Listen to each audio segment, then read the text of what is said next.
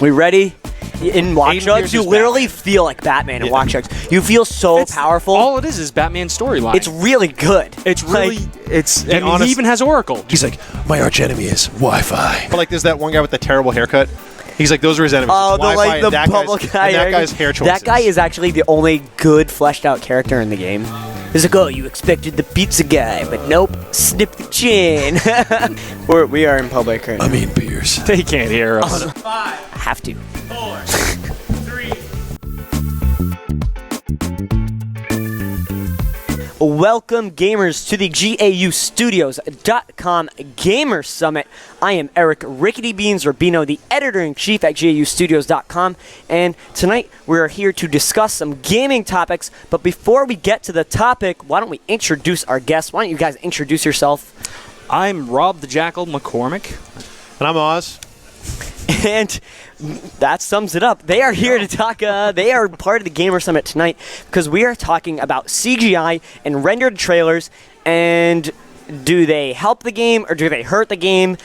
In light of new game announcements like Mortal Kombat X, where we saw really cool footage of. We saw some Battle Cry footage, but that was only a CGI trailer. And then we saw Homefront Revolution, and that was a CGI trailer. And if we really want to pull it into it, we can talk vertical slices and Watch Dogs and stuff like that. But let's kick it off. What do we think about, CGI trailers? Are they good for the game or are they bad for the game?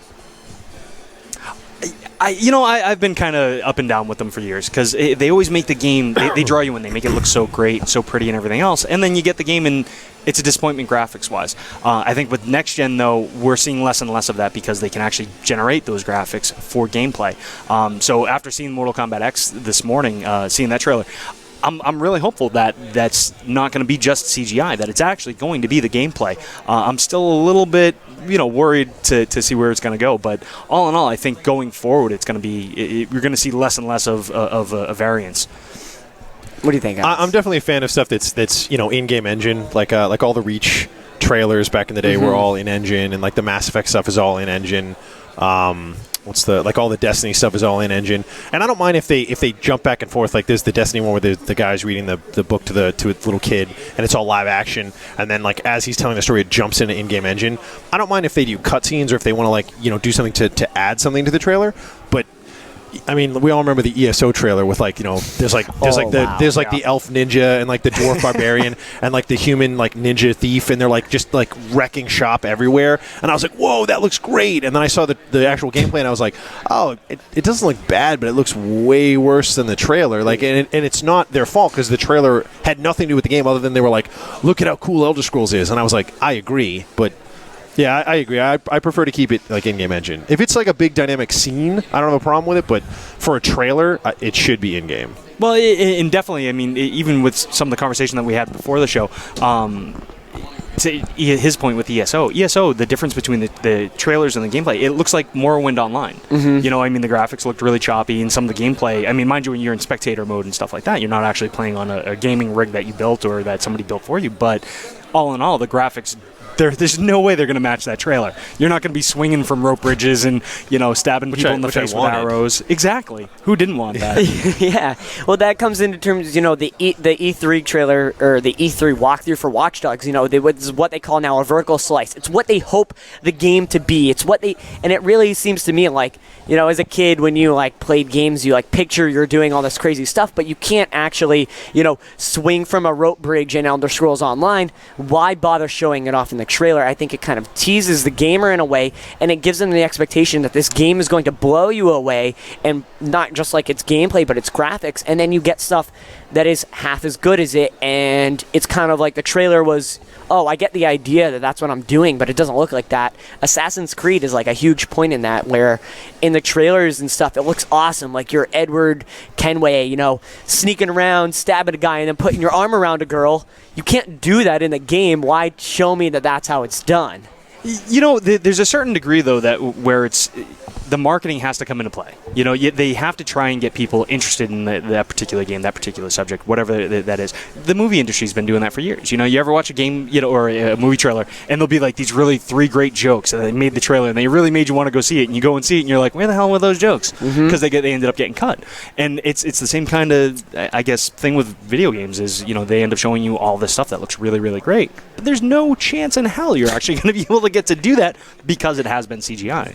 Well, in one of the online reviews I was watching today on Watch Dogs, this guy was talking about how originally when they showed Chicago, it was just there was way more stuff that you could do. Like they showed the guy in the walkthrough, like back in November, doing all these different things, and then in the game you actually can't do half of it. And they were like, oh, so after having another 6 months of game development, they actually made Chicago smaller. Like there's less things to do, it's less developed, but yet all that stuff was originally in-game footage. Like they showed it in the trailer, and then it didn't actually, reveal itself in the game at all. So I don't know.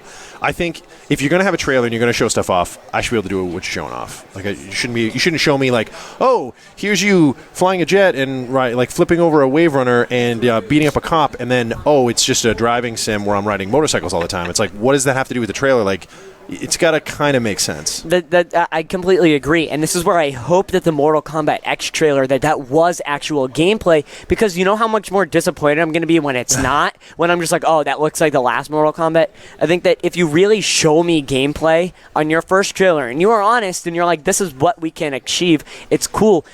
I don't want them to go, this is what we're aiming for, but we might not get there. See, I think that was actual gameplay footage. I think it was, and I hope think it that's was. what they wanted us to think. Yeah, they wanted us to think that. You make a good point, though. They wanted us to think that. Because they showed it laterally, and they moved back and forth, and even when Sub-Zero did his he sucked in the ice and then shot the ice, like the other player had already reacted to it, so he jumped and he missed him. So that would make sense if that's in game. But it definitely seemed like if it is in game, it definitely seems like they slowed it down a little bit. Well, you got to remember, it's also for a trailer, so they were probably doing it to showcase certain moves. There was probably a preset list of what they were going to do, what they weren't going to do, because they wanted to showcase it and make it look good. It was obviously choreographed. The reason why I'm saying is I really do think it was gameplay footage.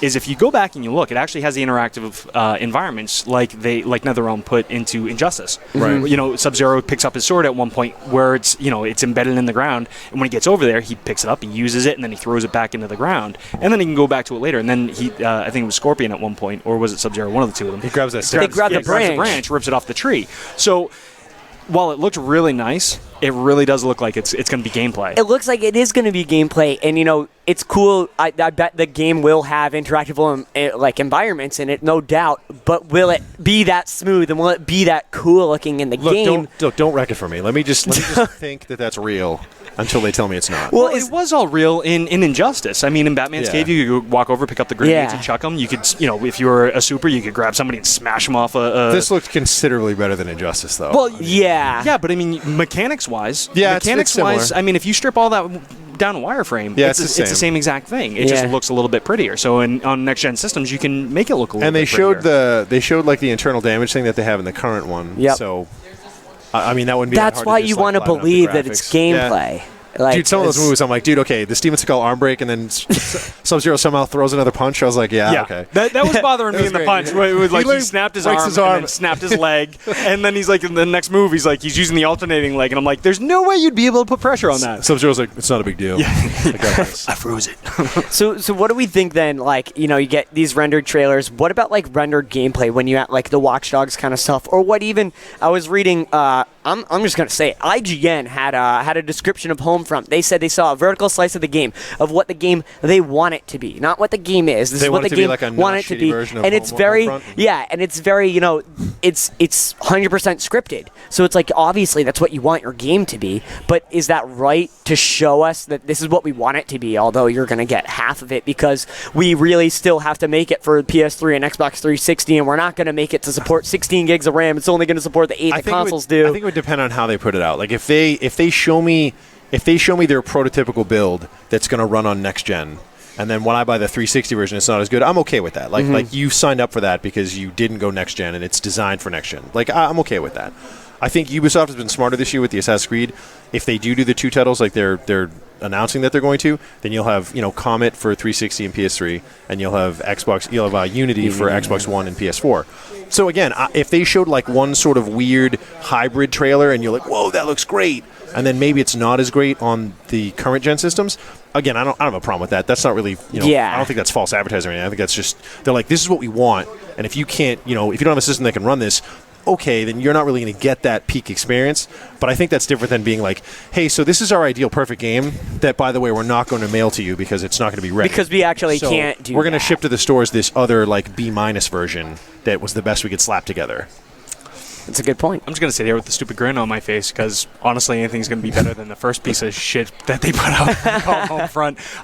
It wasn't that bad. It wasn't like haze bad, but it was pretty bad. It was pretty bad. I mean, think about it from a retail perspective. It sold almost nothing. But, hopefully it's going to be pretty decent. I mean, you get Crytek putting it together. THQ, obviously, is no longer around. Who bought it? Deep Silver bought it? Deep Silver, and Crytek, yeah. Well, it's being produced by Crytek, or developed by Crytek and funded by Crytek UK, the guys who made Time Splitters, and then Deep Silver, they're hit or miss. I liked the new Saints Row. Yeah, I was going to say. The new Saints Row is good. Dead Island Epidemic, or not Epidemic, that's the MMO. The Dead Island 2 was... Riptide. Yeah. But, to be fair, Dead Island Riptide was a different... they used a different studio. Oh, who made it? Did they? Because it was the same engine. It was the same engine, yeah. but it was like... It wasn't Techland. Techland was... You're right. They didn't do it. It was somebody else. It was their stuff. Like, they handed it off, but it wasn't them. So, what do we think? CGI trailers, yay or nay? What are we thinking? I think you need them. I think you need them no matter what, because you need to build that hype. I mean, there's always going to be the gaming purists that are going to say, I want to see gameplay. I want to see gameplay. I want to see in-game action. Show me that before I even make a commitment to saying I want this game. But you need that marketing edge, and it's never going to go away. I mean, it's salesmanship. They're going to try and present the product the best way that they can to try and get you a little excited about it. I'll moderate myself and just say excited. So I don't mind a mix. Again, if they're going to show gameplay, it should be in engine. It should real be, gameplay. It shouldn't be like they paid an animator to like create a digital movie. It should be in game. But I agree. Here's this gameplay. Go ahead and scale over or redraw it and make it actual game. But I mean, like you look at all the big franchises, like all the big AAA franchises, like BioShock and Madden and Call of Duty and Halo. Like they don't use rendered graphics in their trailers. They show live action. Like they'll show some actor like jump over a car and shoot a bunch of things, and then Robert Downey Jr. flies by in a plane, and then they show in-game footage of the game, and then it jumps back out. And like, I don't mind a trailer. That's like okay. That. Like, yeah. I'm cool with that. Because again, it builds the whole excitement. Like, oh my god, it's gonna be sweet. And then they show you the game, and you're like, that's what I'm really excited for. So I think you got to have a balance, but. I think they should just go back to the Call of Duty Ghosts commercials. Have the live action in Las Vegas where it's just four dumbasses running around shooting everything, and then go to gameplay for a little bit. Honestly, that commercial was way better than the game. All right, I think that really puts a pin in it. As long as we see, there's always the hardcore people who want gameplay, but there's nothing wrong with a good CGI trailer to get you hyped. Yeah. And that's what it comes down to at the end of the day. But that is all that we have. Thank you guys very much for joining me. And then we got Oz and we got Rob. Thank you very much. I am Eric Rickety Beans Urbino, and this is GAU Studios. Make sure you subscribe to our YouTube and check us out at jaustudios.com for all the latest and greatest geek news. And that is all that we have tonight. Game on.